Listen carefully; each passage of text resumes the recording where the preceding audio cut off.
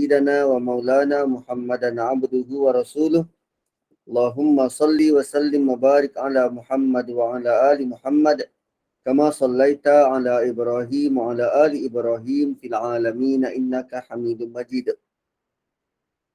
رب اشرح لي صدري ويسر لي أمري واحلل عقدة من لساني يفقه قولي سبحانك لا علم لنا إلا ما علمتنا إنك أنت العليم الحكيم Rabbi yassir wa la tu'assir, Rabbi tammim bil khair, ya arhamar rahimin. Assalamualaikum warahmatullahi wabarakatuh. Alhamdulillah, puji dan syukur buat dan milik Allah Subhanahu wa taala.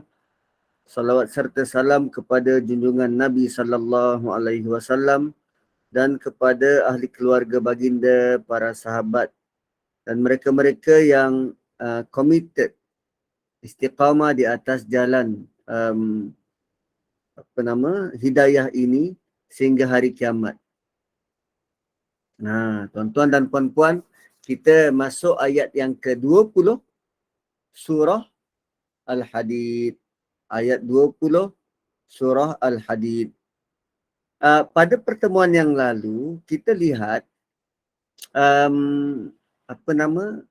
kita dah sampai kepada la'ibun. Kita dah sampai kepada sesungguhnya kehidupan dunia ini adalah mainan. La'ibun ni mainan. Main apa? Mainan. Benda macam kanak-kanak dekat padang permainan tu. Kadang bila mak bapak dia dah nak balik, dia masih lagi nak main-main kat situ. Main-main. Kan? So, bila tengah main-main, lama-lama dia menjadi leka dan lalai. Anak-anak dekat taman permainan tu, dia akan jadi leka dan lalai. So, kalau mak bapak bawa anak pergi taman permainan,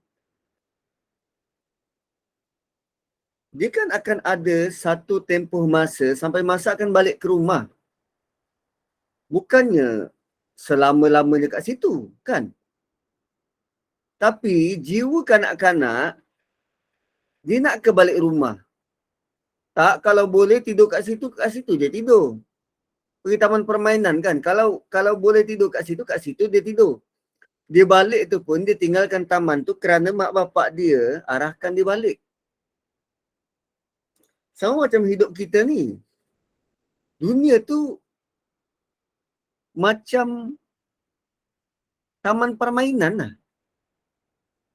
Penuh dengan permainan dan Allah kata sifat dia melalaikan.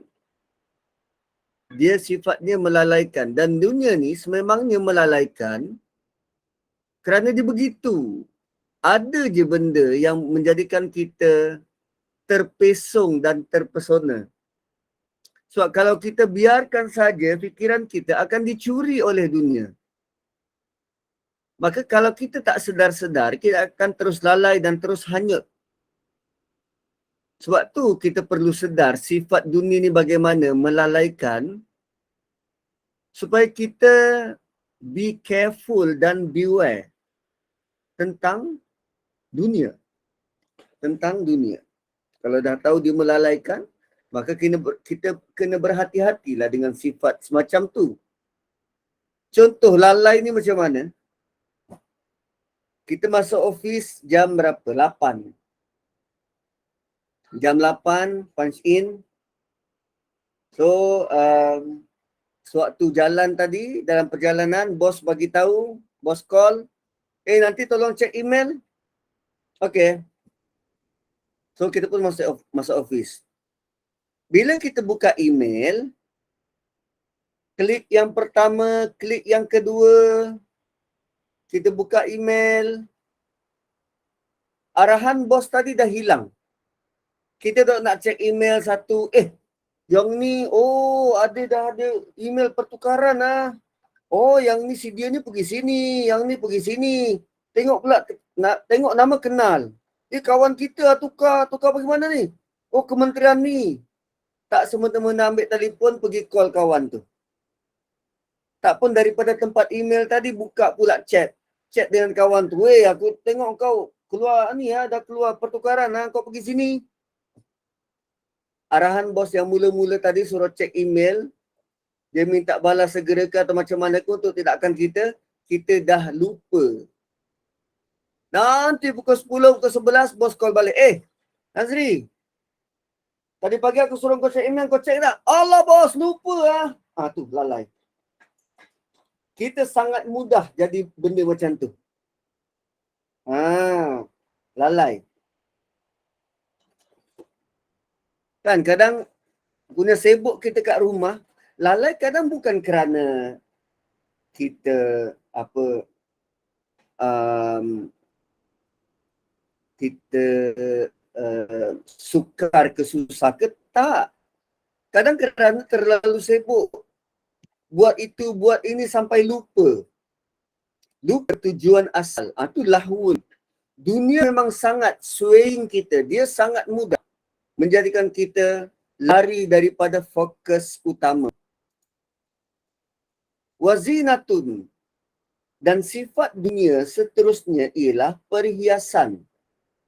Tuan-puan, ayat ini Allah nak terangkan tentang sifat dunia. Allah kenalkan kita dengan kehidupan. Allah kenalkan kita dengan dunia. Sifat dunia yang pertama ialah permainan, melalaikan, dan yang ketiga perhiasan. Perhiasan. So, bila kita semakin dewasa, kalau zaman kanak-kanak kita suka main, alam kita adalah alam tentang permainan. Semua kita buat main. Sudu, garpu, senduk, mangkuk, semua yang dekat dapur tu kita punggah pergi ruang tamu, kita main. Up sikit, kita tukar jenis permainan, main game. Lalai. Habis masa terbuang main game saja. Kemudian bila dah semakin remaja, kita dah mula berhias-hias. Mula pakai maskara, mula pakai temulawak, mula pakai eyeshadow, mula bertindik, berhias pakai tattoo. Kalau dia tahu tattoo tu haram, dia pakai yang main tampal, non-permanent punya tattoo. Pakai lipstick, kemudian pakai sulam bedak, macam-macam.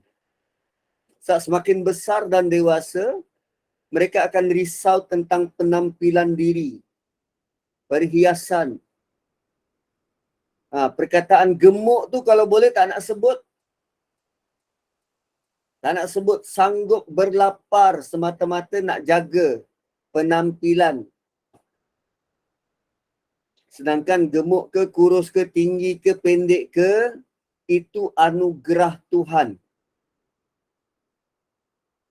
Kadang bila tengok cermin, dia rasa risau tentang penampilan.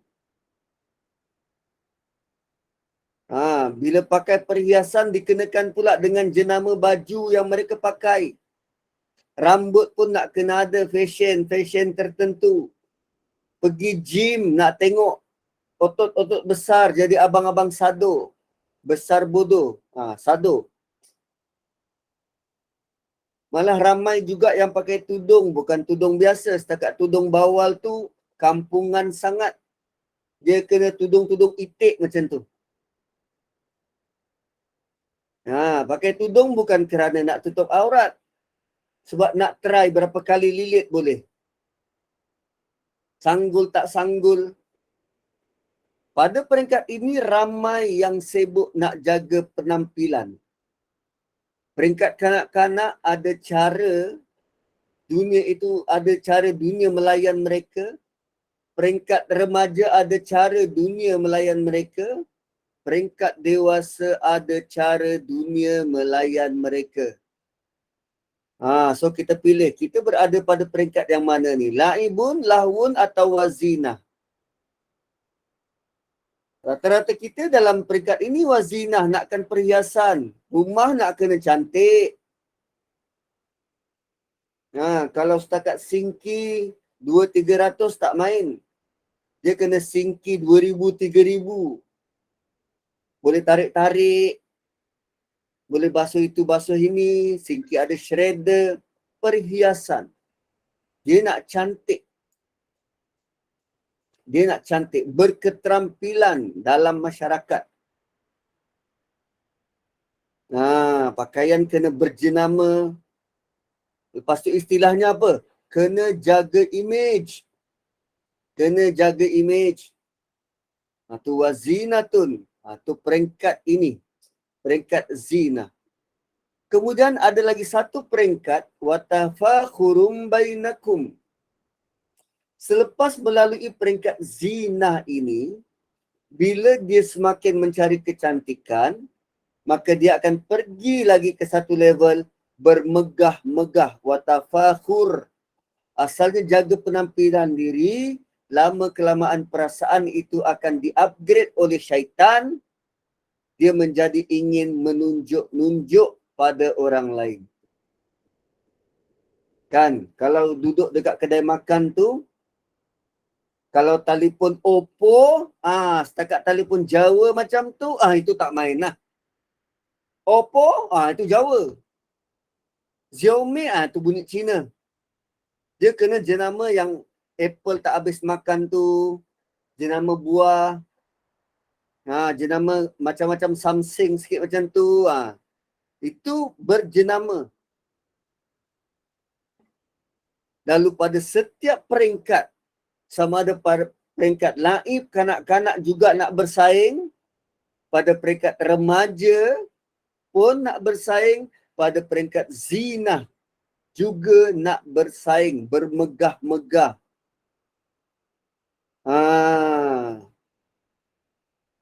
Kan? Kadang anak dia tak bermegah-megah, mak dia lebih sudu dari kuah. Ni sekarang tengah SPM. Tunggu nanti keluar keputusan SPM. Anak kau dapat berapa? Anak kau dapat berapa? Anak aku tak banyak sangat lah. Sebab dia pergi awal semua dapat A. Anak aku minta maaf lah. Dia bangun pun lambat. Sampai-sampai sekolah tinggal D dengan E je. Dia borong. Borong tinggal D dengan E. Watafakhurum bainakum. Bermegah-megah antara mereka. Nak tunjuk siapa power. Ada yang bangga. Aku ni daripada lulusan sekian-sekian. Kan kadang orang tanya kita, Encik, kat mana pejabat masjid negara? Pejabat masjid negara, abang jalan sini straight, sampai ke ujung tu belok kiri. By the way, saya lepasan UKM bang. Apa kaitan dia minta tunjuk arah, kena cakap juga kita daripada mana? Berbangga, belajar kat mana, kerja kat mana, pantang tanya, jawatan apa? Saya imam tahu, imam masjid negara. Negara mana? Zimbabwe. Berbangga-bangga. Nak melancong kat mana? Up dekat Facebook. Kat mana selalu lepak? Kat Starbucks. Ada perasaan nak orang lain nampak yang dia ada kedudukan. Kereta berlambangkan H. H for Hilux. Naik Hilux pun nak bangga. Suka banding-banding dengan orang lain. Kemana-mana nak pergi, post dekat Instagram, dekat FB. Kita tak ada kan macam tu. Ni semua orang lain ni, negara luar. Begitulah Allah bentangkan dalam surah Hadid tentang bentuk-bentuk kehidupan dunia. La'ib, lahwun wa zinatun. Kemudian watafakhurum bainakum tu. Bermegah-megah. Suka buat banding-banding begitu dan begini. Akhirnya terbawa-bawa suka banding-banding. Maka dibandingkan anak dia dengan orang lain. Bila marah anak tu, kau tak tengok ke jiran kau tu? Kan lagi bagus dari kau. Kau tak tengok ke abang kau? Kan lebih cemerlang. Sedangkan anak kita walaupun keluar daripada perut yang sama, dia adalah individu yang berbeza. Bukan sama. cap jari pun tak sama. So jangan buat perbandingan. Tafakhur. Bermegah-megah. So pada satu peringkat yang lain, watakasur. Watakasur. Sebab bila dia buat perbandingan, kalau dia level marhain B40, dia punya perbandingan berbeza dengan M40. M40 punya perbandingan berbeza dengan T20. Pada level T20 sudah kayangan, dia tak kejar dah duit tapi dia kejar pangkat. Datuk, Tan Sri. Kadang dalam grup WhatsApp taman. Grup WhatsApp taman. Orang baru masuk, baru pindah. So dia dengan humble memperkenalkan diri, saya begini dan begini. Lalu bila dia tanya sorang-sorang, nak saya panggil apa ya? Akak ke ataupun makcik? Kita balas, panggil saya puan. Panggil saya puan. Grup taman je kot nak berpuan-puan bagai bukan dalam office. Kan? Oh by the way, puan. Kalau datin tu masih lumayan. Puan. Apa ingat magistrate? Watafakhuru bainakum, bermegah-megah. Sampai nak panggil dalam keadaan tak formal pun perlu panggil formal. Dan ini yang dikejar-kejar. Dia sibuk dengan benda tu. Nak capai itu, nak capai ini sehingga akhirnya dia tak buat sebarang persediaan untuk akhirat. Dan kadang dengan bermegah-megah tu, dia pergi ke watakasurun fil amwali wal aulad. Berbangga dengan banyaknya harta dan anak. Dan mereka akan naik ke peringkat mengumpul harta dan anak. Kumpul harta tu kita maklumi daripada satu rumah sewa, naik lagi satu rumah sewa, dari satu kereta kepada dua kereta, kepada tiga kereta, kereta untuk pergi pasar lain, pergi bercuti lain, balik kampung lain, pergi office lain. Garaj keretanya seng pirang-pirang. Melaut mata memandang tak cukup satu. Watakasur. Mengumpul-ngumpul. Memperbanyakkan. Rumah kalau boleh 24 bilik. Ada 26 bilik air. Sedangkan waktu dia tidur malam tak lebih daripada 6 kaki panjang. 2 kaki lebar. Di atas katil, kalaupun katil king, dia hanya ambil 1/3, paling tak pun 1/4 daripada keluasan katil. Waktu dia tidur dalam satu-satu masa. Watakasur. Itu gambaran dunia yang Allah beri pada kita. Lumba-lumba. Berapa banyak wang simpanan. Berapa banyak rumah dia ada. Berapa banyak tanah dia ada. Tu memperbanyakkan anak tu macam mana? Kahwin ramai-ramai ke? Tak. Berapa banyak anak yang dah berjaya? Anak aku semua universiti tau. Semua keluaran you, semua kerja bagus-bagus. Anak aku ada 8 orang, 7 doktor. Anak 8 orang, 7 doktor. Habis yang seorang lagi jadi pesakit lah. Dan kalau semua doktor macam siapa dia nak rawat? Sampai macam tu.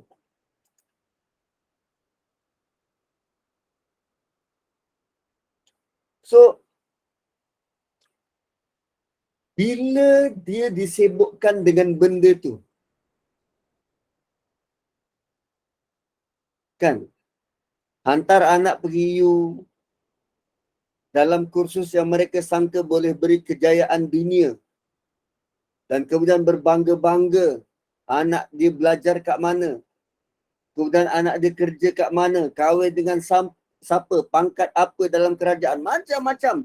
Akhirnya mereka disibukkan diri dengan itu, fikirannya tentang itu,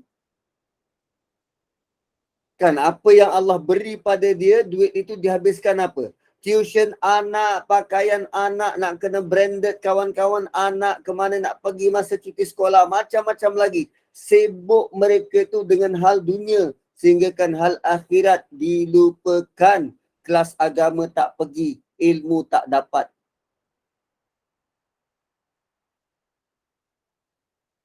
Oh, Allah sebut berapa? La'ib, lahun, zina, tafakurun bainakum, wa takasurun fil amwali wal aulad. 5 peringkat. 5 peringkat. Kemudian Allah datangkan satu misal. Kama sali, seperti. Ka tu seperti, masali juga seperti. Seperti-seperti. Kenapa 2 kali seperti? Sebab Allah nak kita perhati sungguh-sungguh. Perbandingan kehidupan dunia yang penuh dengan tipu daya itu seperti apa? Seperti ghaithin, hujan. Ghaithin ni hujan yang turun tepat pada masanya. Kita minta bantuan pada Allah, istighath. Kata akarnya ghaithin ni.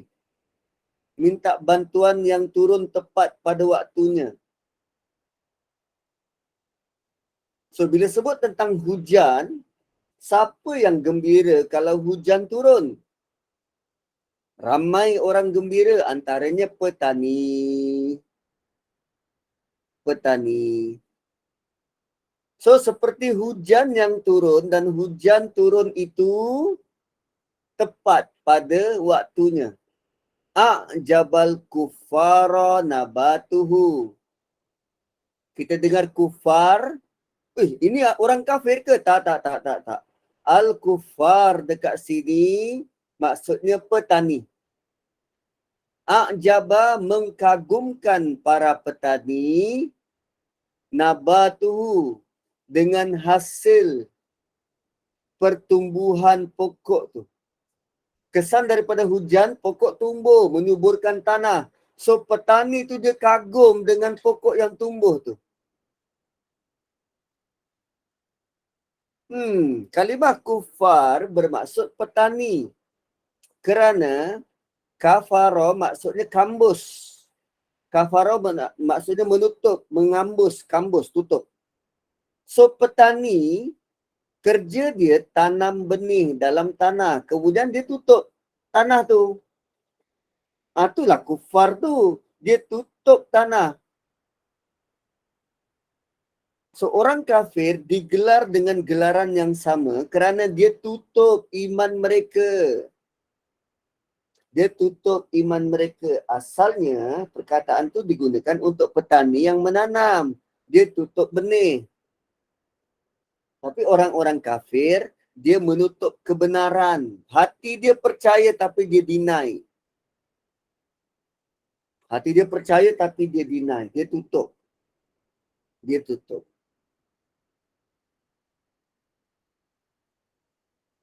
So, petani ini mereka memang memerlukan hujan. Sebab kalau dulu gandum tu dituai setahun sekali. So, kalau tak hujan, maka tahun tu tak ada hasil. So, kegembiraan pada petani ini bila sewaktu menuai. Kan punya gembira mereka sehingga mereka buat pesta gawai. Kan ada sampai ada perayaan semangat padi. Punyalah happy. Dan lagi happy bila hujan turun. Bila hujan turun. Sebab bila hujan turun, mereka hampir-hampir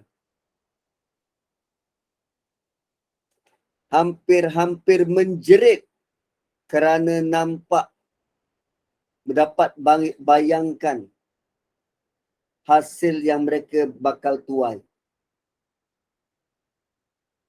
Kan gambaran dia tu macam kanak-kanak yang dibawa ke taman permainan. Nampak permainan yang dia nak tu. Oh, oi, tak sabar-sabar.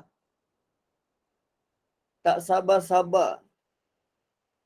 Sama juga macam orang muda yang hantar surat ke merata tempat nak minta kerja. Dan tiba-tiba dapat surat panggil temuduga. Panggil temuduga kali kedua. Maksudnya hampir dapat. Sama juga macam kita beli rumah, pinjaman rumah lulus. Ui, bunga bunga. Happy. Belum lagi dapat, tapi bayangnya sudah nampak. Tu cara Allah beri gambaran tu. Kama sali ghaisin a'jabal kufara nabatu. Baru turun hujan tapi dia punya rasa, oh, okey, tahun ni punya hasil memang lumayan. Macam tu.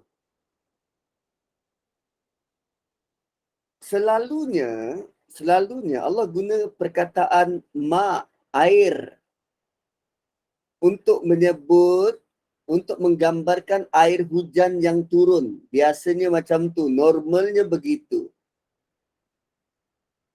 Dan bila Allah ceritakan rahmat Allah dalam bentuk hujan tu, mak lah yang digunakan. Tapi kali ini Allah guna perkataan ghaisun. Ghaisun. Kerana nak bagi impak yang lebih pada hujan tu. Nak bagi konotasi yang lebih kuat pada hujan tu.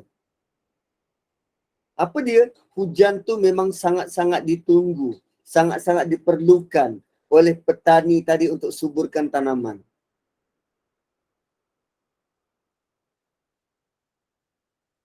So hujan turun, dia sudah guruh berbunyi, curahkan air kat tempayan, kan? Itu perbuatan sia-sia. Bila hujan turun, dia dah dapat bayangkan tanaman dia akan subur. Tapi Allah buat sebaliknya. Summa yahiju fatarahu musfarra. Lepas hujan turun, tiba-tiba tanaman itu jadi kering dan kamu lihat warnanya kuning. Cuba bayangkan kalau tanaman yang mereka harapkan itu menjadi kuning, tak seperti yang mereka harapkan. Patutnya jadi hijau tapi melayu.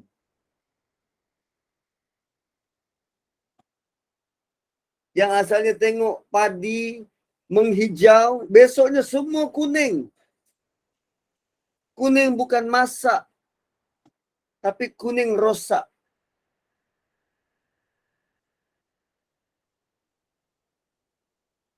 Tiba-tiba, summa. So Allah bagi tahu, begitulah manusia dengan keindahan dunia. Suka sangat pada satu permainan hingga dia tak nampak. Dia tak nampak dah permainan lain yang lebih menarik. Dia nak tu. Pemilik kereta sangat sayang pada kereta. Dia tak tengok dah kereta lain. Pemilik rumah sangat bangga dengan rumah. Sehingga bila dia pergi rumah lain yang lebih hebat, dia akan mula kritik rumah tu. Dia nampak rumah dia je yang elok. Ataupun dia ada rumah, bila dia pergi rumah lebih hebat, dia akan pandang rumah dia tak elok. Summa yahiju fatarahu musfar. Kemudian tanaman itu menjadi kering dan berubah menjadi kuning. Summa yakunu hutama. Kemudian dia menjadi hancur. Tanaman yang mereka bangga dan tunggu-tunggu akhirnya hancur. Harta dah rosak. Dan itulah sifat dunia. Tak kekal. Tak kekal. Allah cerita ni supaya kita lihat kehidupan kita. Kita waktu bayi, waktu kanak-kanak, waktu usia muda kan segar, padat, berisi, penampilan hebat, imam masjid negara. Tapi lama-kelamaan, bila umur semakin meningkat, dia mula menua.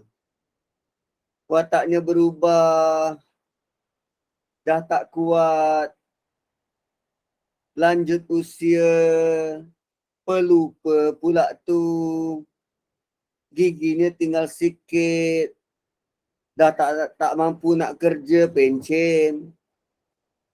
Allah bagi tahu melalui tubuh badan kita bahawa kita tak kekal pun. Lalu kenapa kita duk kejar-kejar dunia sehingga lupa Tuhan kalau kita tak kekal? Dunia tu sendiri tak kekal. Maka kalau ada yang meletakkan harapan pada dunia, mereka pasti akan menyesal. Terlalu cinta dunia, dunia tu akan meninggalkan dia. Atau dia sendiri akan meninggalkan dunia. Kan? Dahlah dia tak dapat apa yang dia nak, tertipu dengan dunia. Tiba-tiba dia pula meninggal dunia. Allah kata wa fil akhirati azabun syadid. Di akhirat nanti dia dapat azab yang keras. Kalau mereka hanya pentingkan dunia, tak ada persediaan tentang akhirat, maka mereka akan dapat azab di akhirat. Kalau tidak belajar agama, maka tentu ada amalan yang salah dan salah faham tentang agama. Amalan dan fahaman yang salah akan tertolak. Masuk neraka. Tapi di hujung Allah letak suatu pengharapan baru. Allah bagi tahu dekat akhirat nanti ada dua. Pertama, azabun syadid. Yang kedua, wa maghfiratum minallahi wa ridwan. Bagi yang taat pada Allah, Rasul dan agama, sanggup infak seperti permintaan ke atas, mereka akan dapat keampunan yang besar dari Allah. Dan keampunan ini amat diperlukan oleh kita. Jika tidak, kita akan tanggung dosa dan dosa itu perlu dibersihkan di neraka.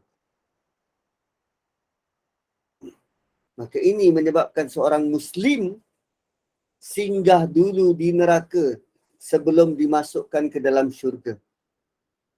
Kita tentu tak nak singgah kan? Maka perlulah ambil perhatian. Jangan harap pada dunia, tapi haraplah pada pengampunan dosa dari Allah. Dan di hujung Allah kata, wa mal hayatud dunya illa mata'ul ghurur.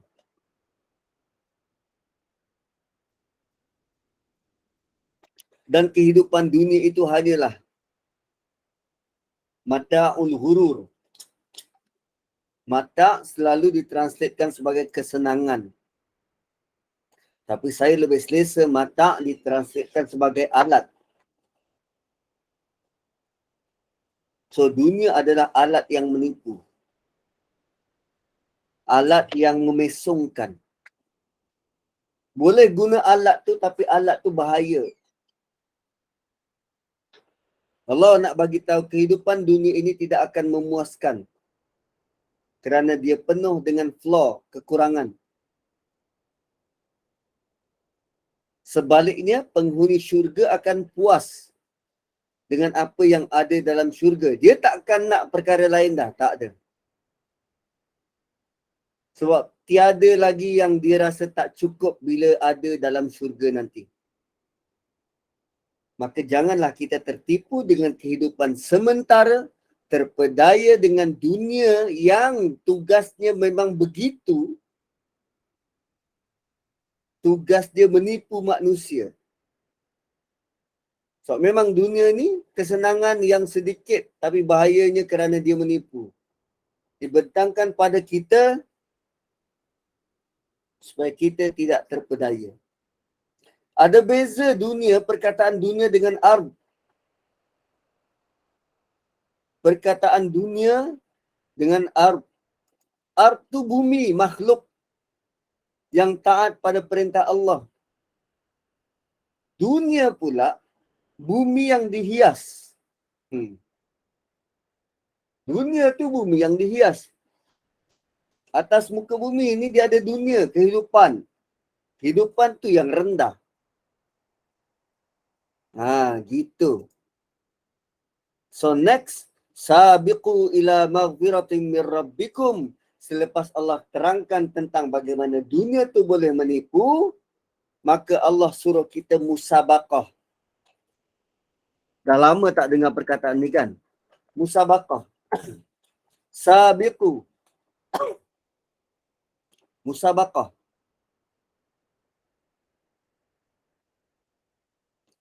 So sabiqu tu apa? Lumba. Dulu musabaqah. Perujian pertandingan Al-Quran. Maksudnya bertanding. Bertanding. Allah nak kita bertanding apa ni? Sabiqu ila maghfiratin min rabbikum. Bertanding, berlumbalah untuk dapatkan pengampunan dari Tuhan. Kalau tadi watafakhurum bainakum watakasurun fil amwali wal aulad. Membanding-banding, menumpuk-numpuk, memperbanyakkan, berbangga. Itu kan bentuk persaingan. Aku lebih, kau kurang. Kau lebih, aku kurang. Itu kan persaingan. Itu kan bentuk bertanding. Memang manusia ni suka bertanding, bersaing. Jadi sekarang Allah ajar kita, engkau nak bersaing atas dasar apa? Sekarang Allah ajak engkau berlumba. Kau dengan jiran kau sebelah. Berlumba. Siapa yang boleh? Siapa yang boleh dapat pengampunan dari Allah dulu? Lumba. Fastabiqu juga perkataan yang sama, musabaqah. Berlumba untuk dapat pengampunan. Ada pernah kita buat pertandingan istighfar?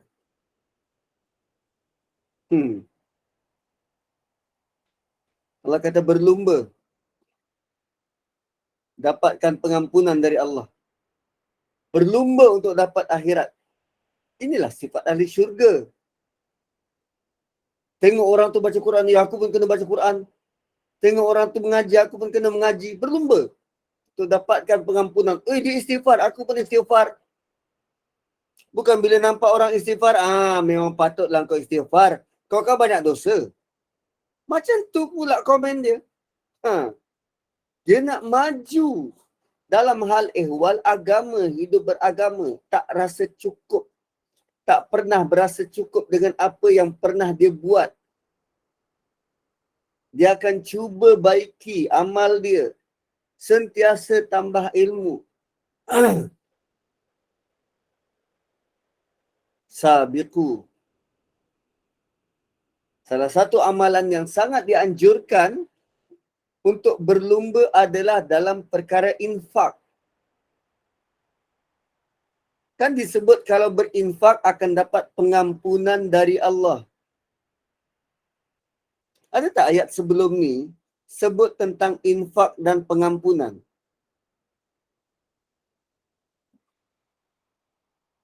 Ada tak?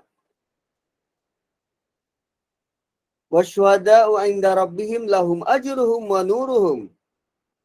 Sini ajrun kabir, karim.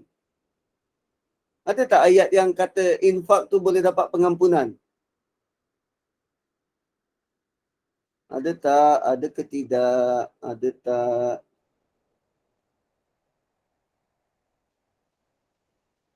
Ni ajrun karim.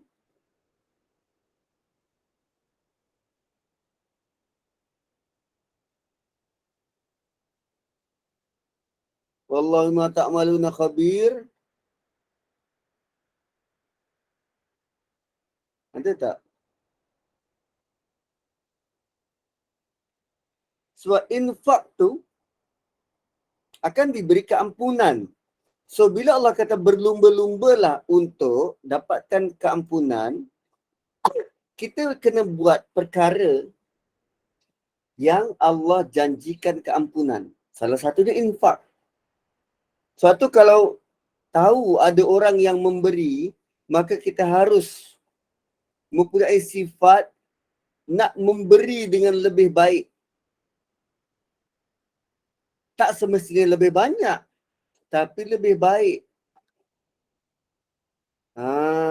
Keinginan tu perlu ada. Nak membantu dengan cara lebih baik. Nak tolong dengan cara lebih baik.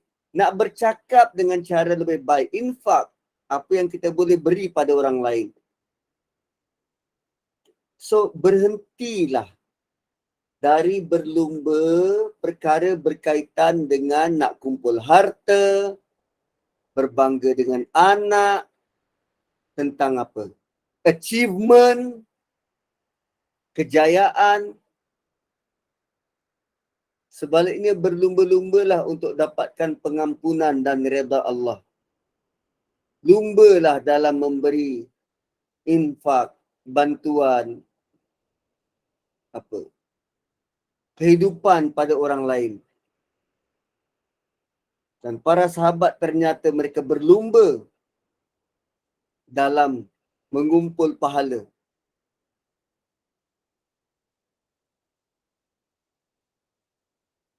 Sebab ada orang-orang fakir dalam kalangan muhajir.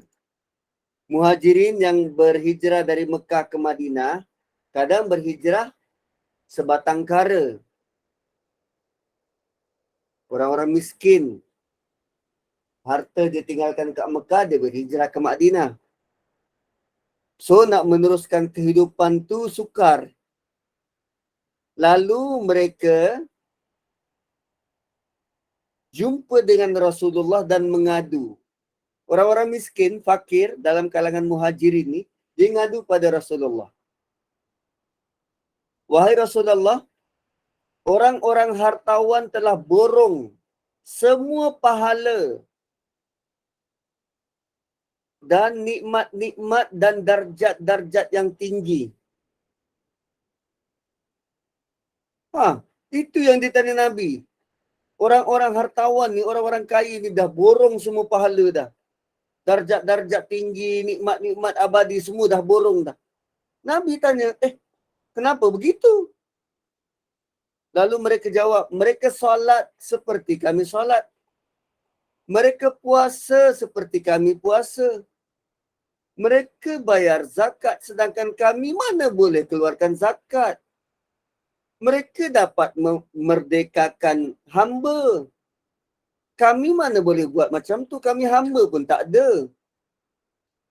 Maka Nabi jawab. Nabi kata, maukah kalian aku tunjukkan satu benda yang bila korang buat akan dapat mendahului orang-orang yang sesudah kalian. Dan tak ada seorang pun yang lebih utama daripada korang, kecuali orang-orang yang buat benda yang sama seperti korang.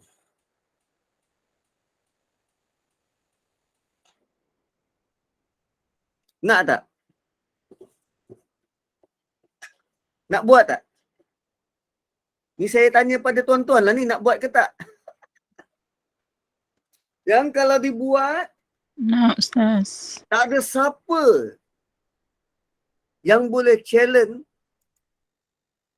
kecuali orang tu buat benda yang sama.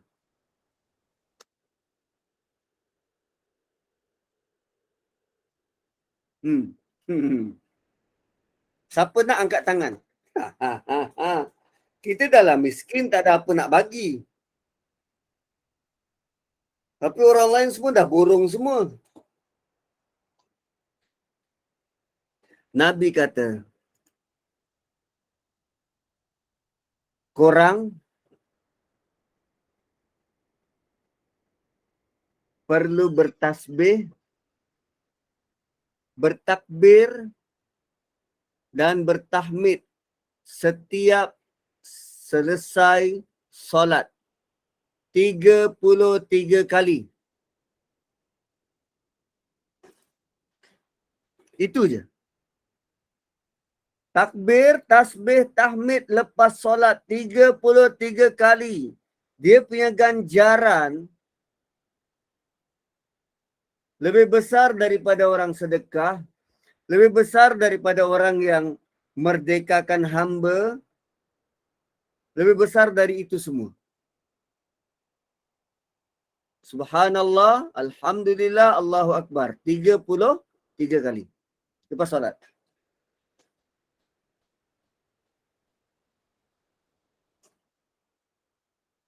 Tak berapa lama lepas tu, orang-orang fakir ni kembali pada Rasulullah. Diorang dah buat. Tak lama lepas tu, diorang datang balik jumpa ya Rasulullah. Ya Rasulullah, saudara-saudara kami yang kaya, yang hartawan telah dengar apa yang kami buat. Lalu mereka buat benda yang sama dengan kami. Maka Nabi kata, itu merupakan kurnia Allah yang diberikan kepada siapa yang Allah nak. Nak buat macam mana orang tahu? So jangan tinggalkan tasbih, tahmid dan takbir lepas solat. Ganjarannya luar biasa. Tapi kita anggap kan macam biasa je. Wallah. Nak cepat je lah, 10 kali je lah Ustaz. 10 kali lah. Nabi kata 33 kali. Ganjarannya lebih besar. Kemudian wa jannatin arduha ka'ardis sama'i wal ard. Berlumba-lumbalah minta pengampunan dari Allah dan berlumba-lumba untuk dapatkan syurga yang tanahnya, yang luasnya seperti luas langit dan bumi. Yang luasnya seperti luas langit dan bumi. Kejar pengampunan dari Allah juga perlu kejar syurga. Dalam ayat sebelum ni Allah sebut manusia kejar dunia.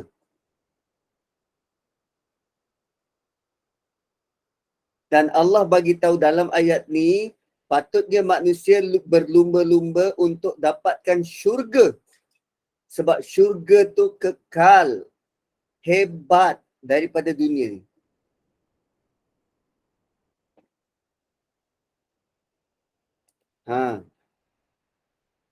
Kalau dalam surah sebelum ni, orang-orang yang mula beriman dan beramal soleh, mereka diberikan dengan kelebihan yang amat tinggi. Surah ni Allah bagi tahu apa yang mereka bakal dapat, syurga yang kekal abadi.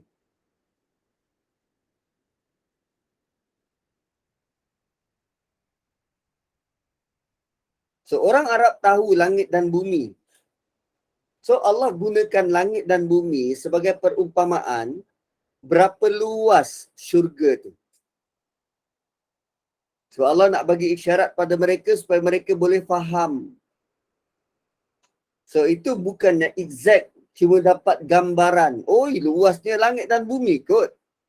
Kita bumi ni tanah berapa? Tanah sekarang kera tu direbut harta pusaka. Syurga tu luasnya ibarat langit dan bumi. Langit pertama mana? Dan bumi.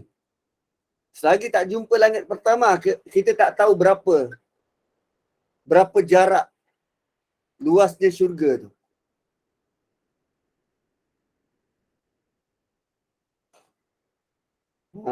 Gitu. So kalau begitulah luasnya, dah tentu kita boleh pergi ke mana-mana. Kan tak macam sekarang nak pergi bulan punya susah. Ahli syurga nanti akan boleh pergi ke mana-mana yang dia suka dan Allah tutup. Uiddat lilladzina taqaw uiddat lilladzina amanu billahi wa rusulih dzalika fadlullahi yu'tihi man yasha wallahu dzul fadlil azim. Semua itu dijanjikan kepada orang yang beriman dengan Allah dan Rasulnya. Itulah kelebihan yang Allah beri kepada siapa yang dia nak. Dan Allah memiliki kelebihan, kurniaan yang sangat-sangat besar. So next time kita akan sambung ayat 22 dan kita berhenti dulu malam ini.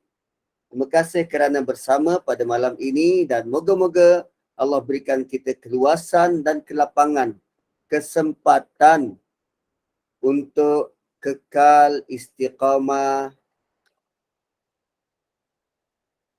buat kehidupan kita sehari-hari. Barakallahu li wa lakum. Assalamualaikum warahmatullahi wabarakatuh. Kita tutup dengan tasbih kafarah dan suratul Asr.